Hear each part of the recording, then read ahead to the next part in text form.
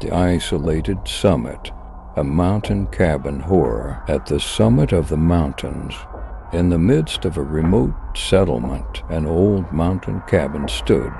The walls of this cabin bore the marks of years of relentless winds and winter storms.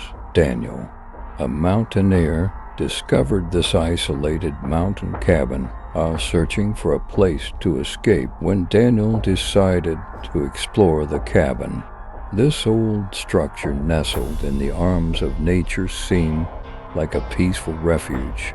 However, as the first night descended, the wooden walls of the cabin began to fill with peculiar sounds. The howling of the wind felt as if someone was trying to get inside. Just over time, the mountain cabin drew Daniel in more. However, strange dreams and hallucinations filled with shadows began to disturb him at night. In the depths of the cabin, the ghosts of the past started to haunt Daniel, making him question his own reality. One night, Daniel felt a strange energy in the cabin.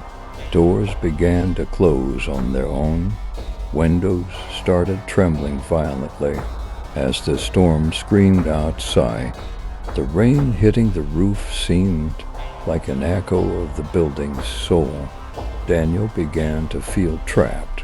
Inside the house, Daniel noticed shadows dancing around the cabin and heard strange sounds accompanied by the rustling wind at night. He realized he wasn't alone in the cabin.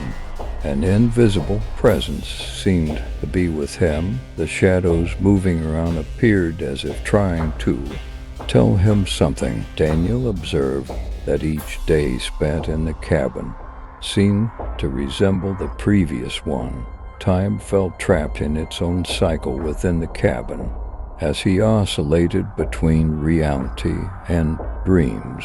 The mystery of the cabin made him feel as if he was lost in a time loop. Eventually, Daniel understood that the cabin's true isolation symbolized not only physical, but also mental isolation.